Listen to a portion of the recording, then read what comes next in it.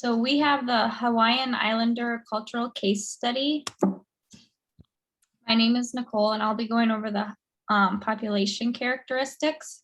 In 2019, Hawaii's population was one of the most racially diverse in the United States. 24% of the population was multiracial, which means they identify as two or more races.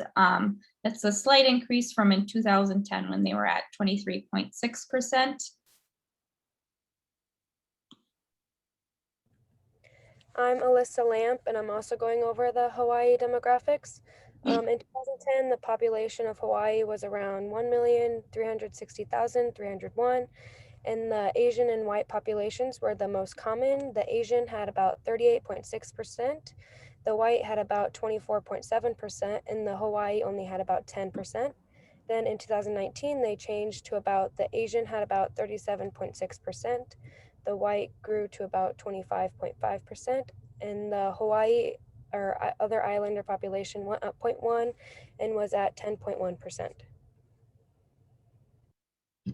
My name's Sarah, and I'm just going to go over some key characteristics of the history and origins over Hawaii.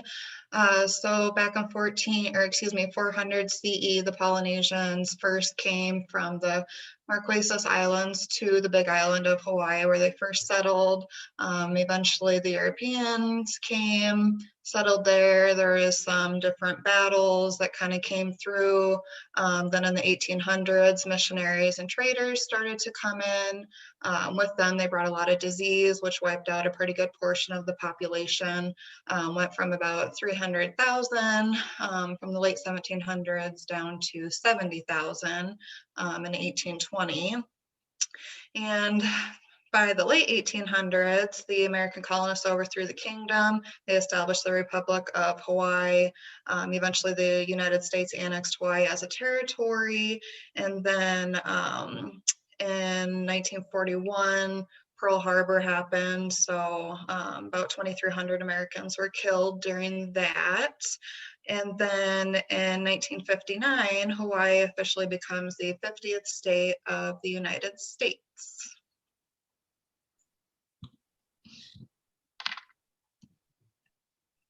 My name is Kylie Overbay, and I talked about the geographical dispersion. And more than half, or 52% of Hawaiian Islanders lived in either Hawaii or California.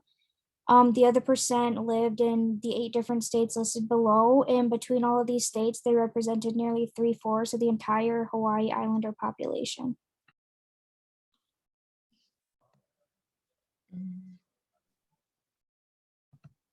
Can you go back a slide? In Hawaii, only 10.06% of the population are Hawaiian Islanders, and approximately half of the total population of Hawaiian Islanders live in Hawaii, meaning it's a very small population in general.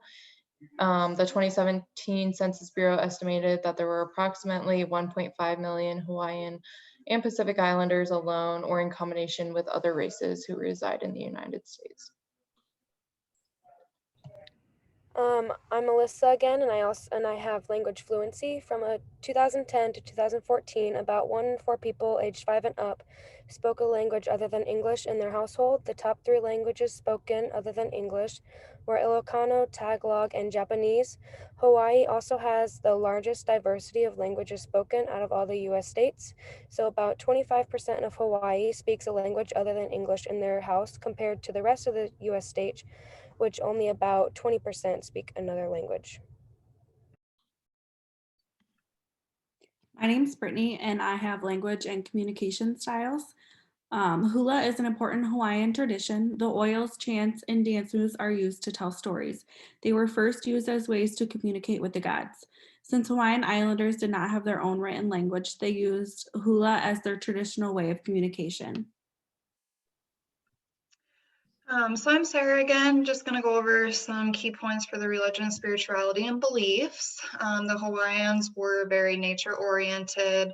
They had a strong association with gods and mana, which is basically just a positive force kind of throughout the living things, including in humans. They worship four main gods, and the gods took form as statues. And they did have their own priests that, you know, were part of the Hawaiian life from birth till death. And then the ancient Hawaiians, back to the mana, were basically, they were a little, what's the right word, superstitious whenever it came to passing away. So they did have specific burial caves where people were laid to rest. And then prayers definitely played a huge part. They did practice the hula, which was sacred, as already mentioned. And a lot of these practices and beliefs are still practiced today, just in a different meaning and context.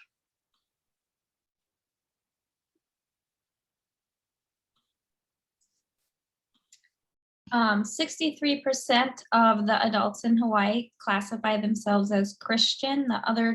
Another 10% is made up of the non-Christian faiths, such as Jewish, Muslim, and Hindu. And then 26% of the population classifies themselves as unaffiliated. That could be agnostic or atheist. This chart shows the percentage of adults in Hawaii who say religion is very important, somewhat important, not or not at all important.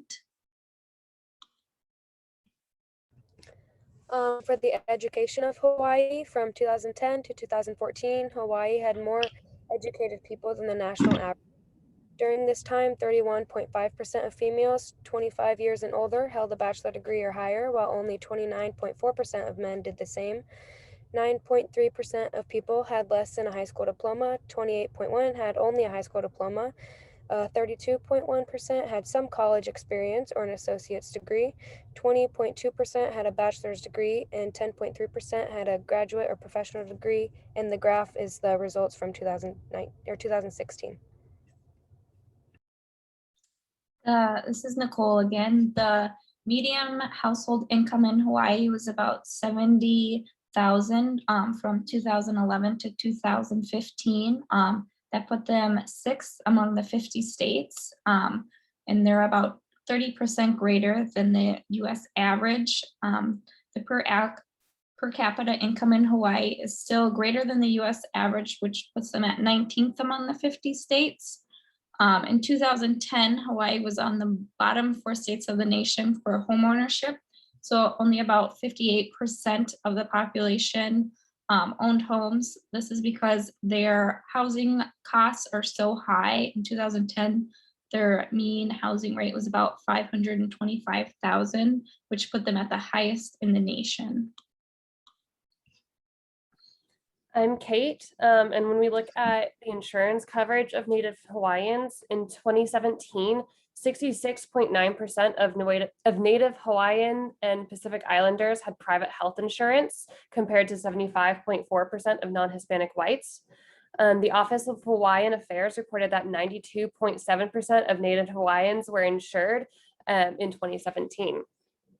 The uninsured rates look at, in 2014, 8.6% of Native Hawaiians were uninsured, compared to 18.2% of Pacific Islanders and 16.3% of the total population.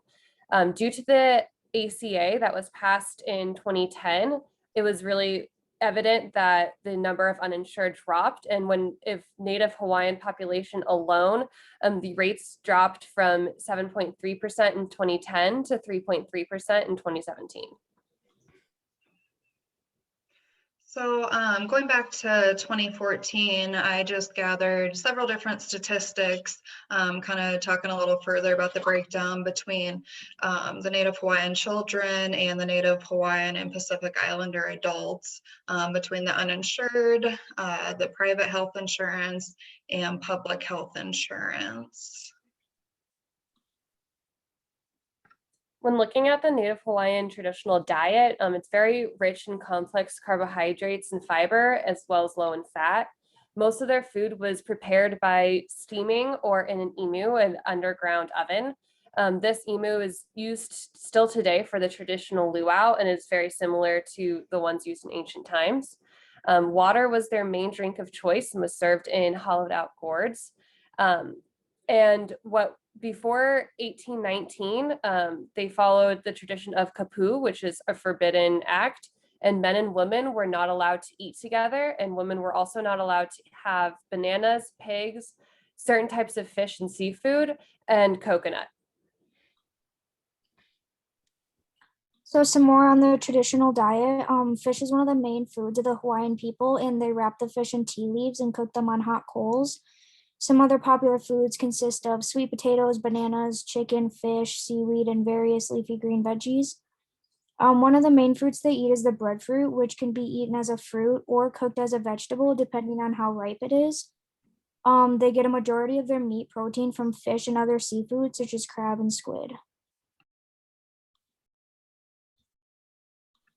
In 2014, Hawaiian Islanders were 10% more likely to be diagnosed with coronary artery disease than non-Hispanic whites. Also in 2014, Hawaiian Islanders were almost 4 times more likely to have a stroke than non-Hispanic white adults. So in general, Hawaiian Islander adults have developed several of the high-risk factors which can lead to heart attacks and stroke, such as higher risk factor of obesity, hypertension, and cigarette smoking. When it comes to health beliefs, healing practices, and cultural practices, the culture of Native Hawaiians revolves around the concept of lokahai, ohana, and aloha. So lokahai is the balance of the physical, mental, and spiritual parts of the body. Ohana means family, and the family is the primary social structure of traditional Native Hawaiian families. And aloha, in the sense of health, means love and compassion, and the love and compassion one must have to care for another human. Traditional healers are known as kahunas and spend 15 to 20 years studying traditional Hawaiian healing practices.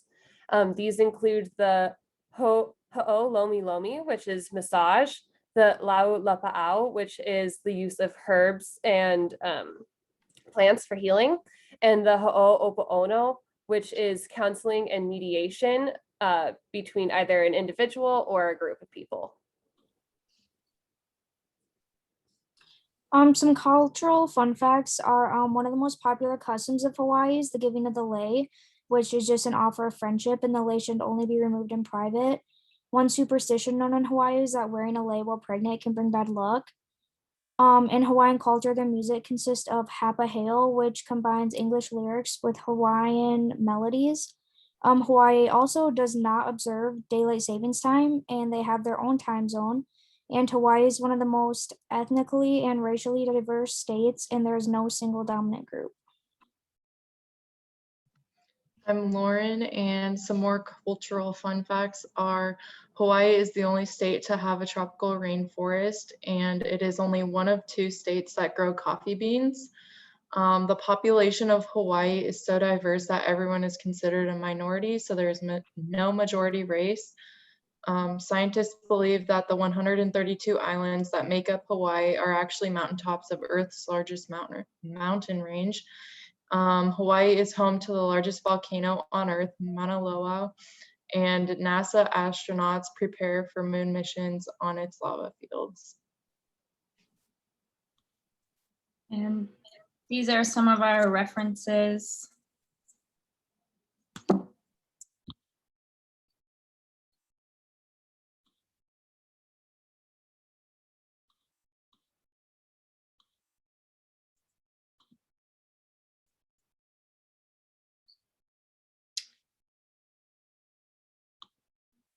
And then these are our photo references.